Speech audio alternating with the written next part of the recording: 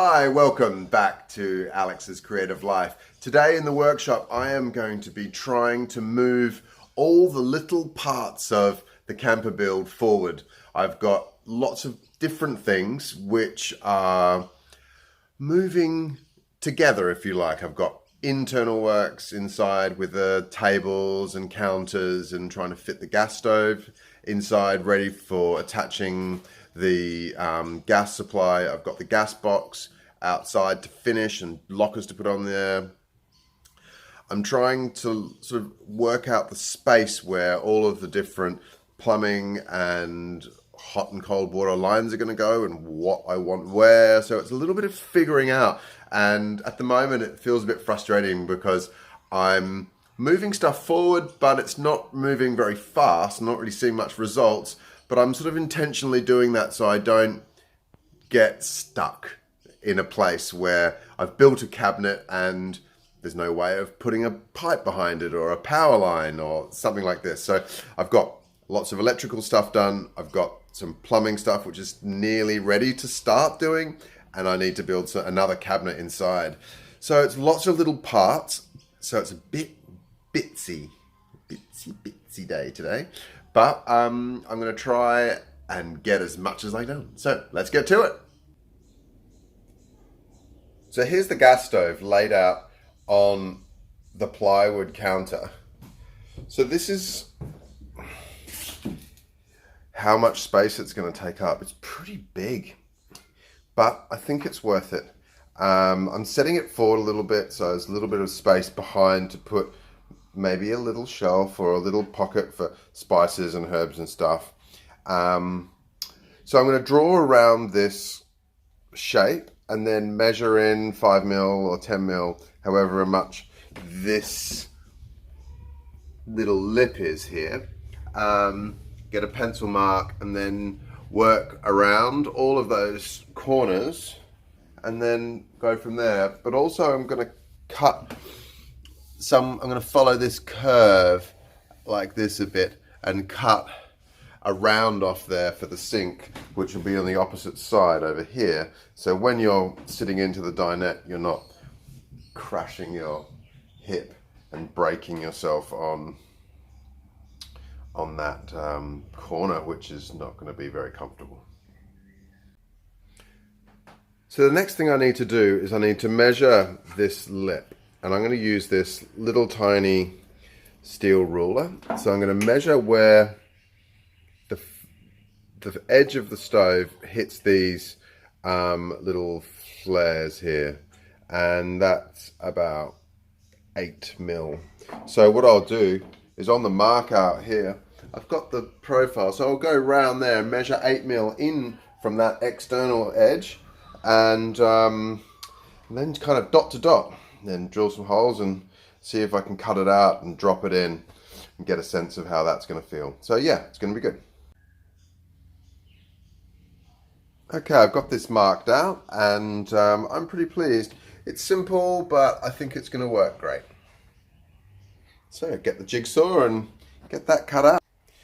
Okay, so I've just cut out this shape and that's what I'm left with.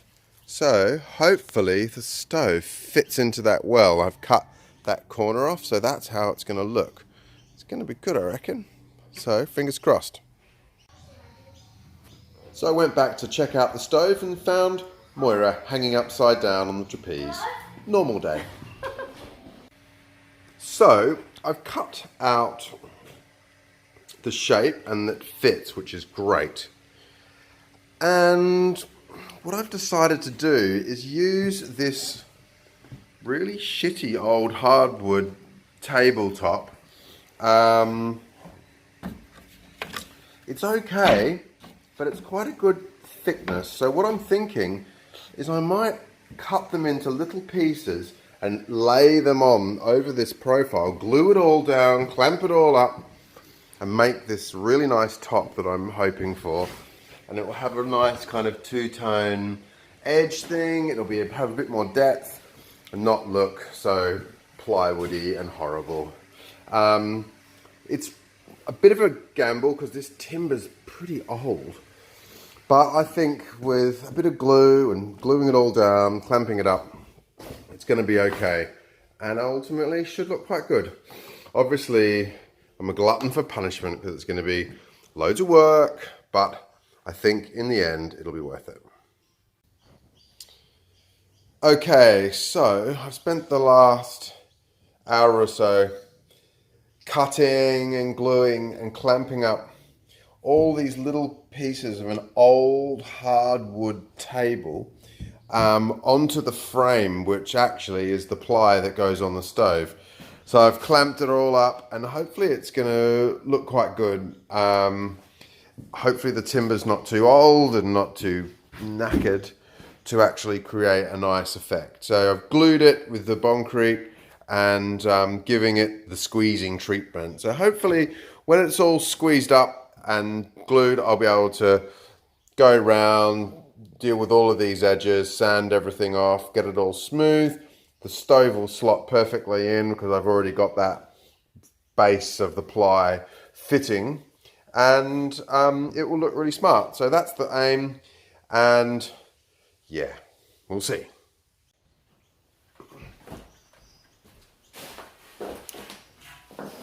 So I let these clamp up overnight to give the whole surface a really good chance to dry under the pressure of the clamps.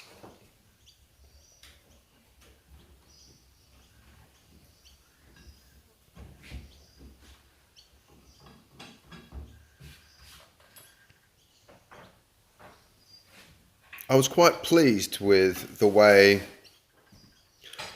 the glue and the timber worked together, because it actually really locked all those small pieces in place really well, and it helped kind of the preservation of the older timber, because the glue kind of got into all the edges and squeezed down all the loose fibers.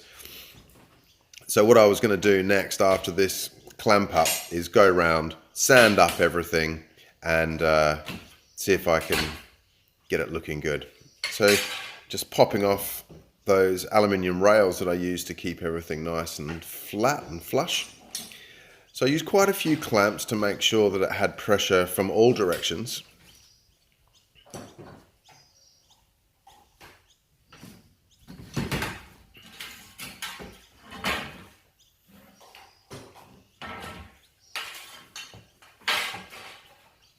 All right, there it is. So it still needs a lot of TLC, but I was pleased with the way it was flat and locking together. Everything needs to be cut around the edges to made clean, but yeah, looks pretty good.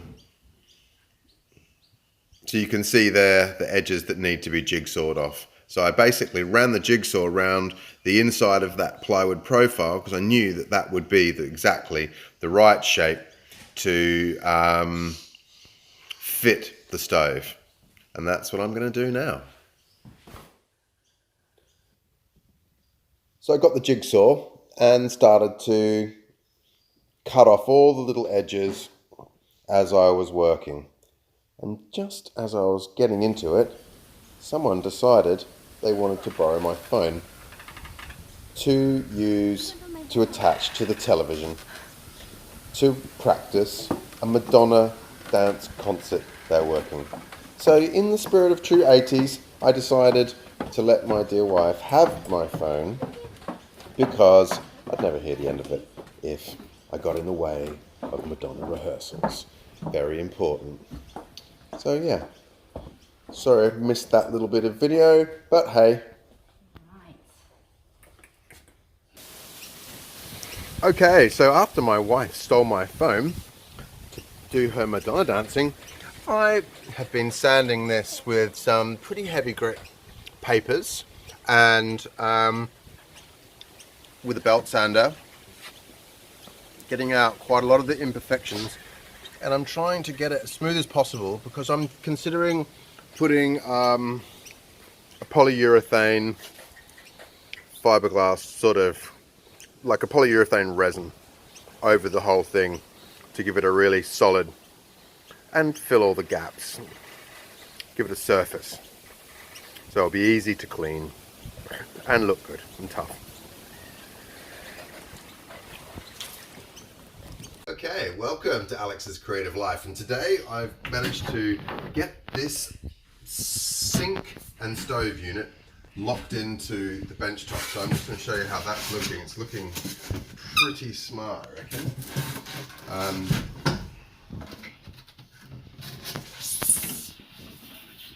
Check that out. Nice and clean. And I think it's just got a really homely feel to it. It feels a little bit luxury, but actually really quite lightweight still. So I'm really pleased with the way that's working out. So I'm going to pop the stove out and get it all sealed up and get this surface looking really nice, round the edges off, make it all perfect.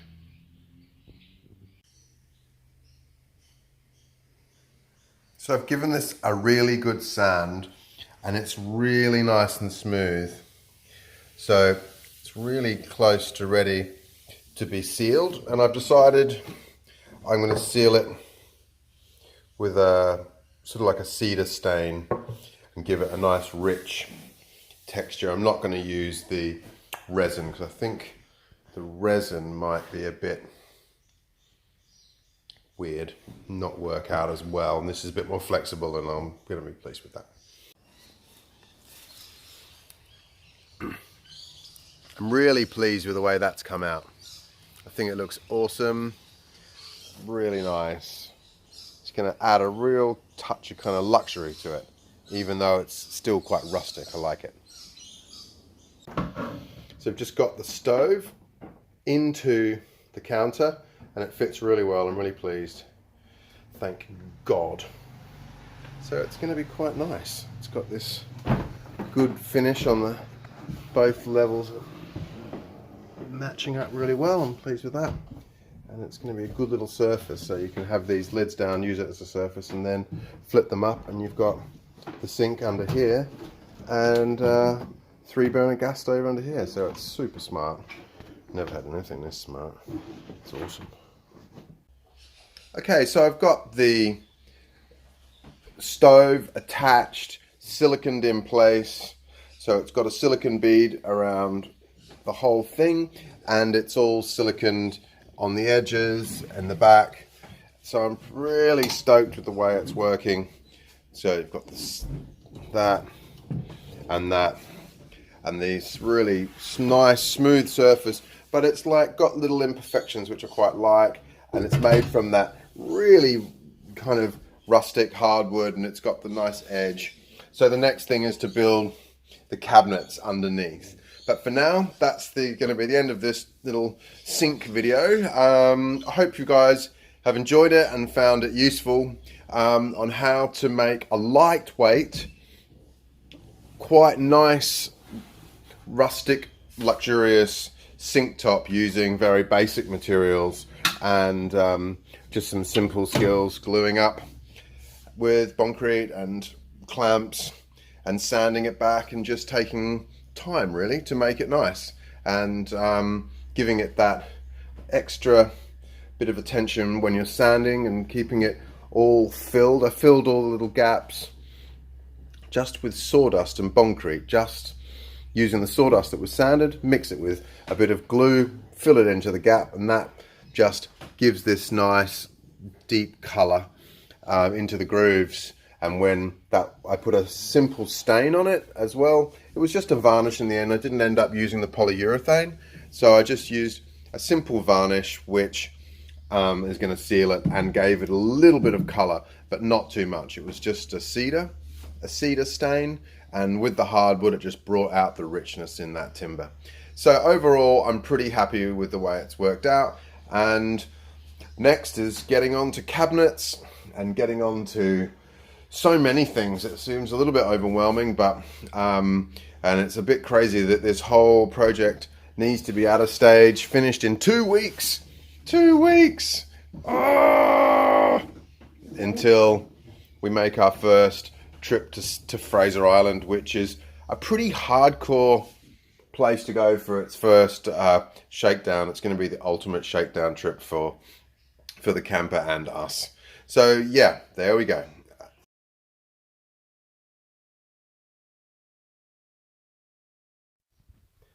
And don't forget to watch the next episode of Alex's Creative Life.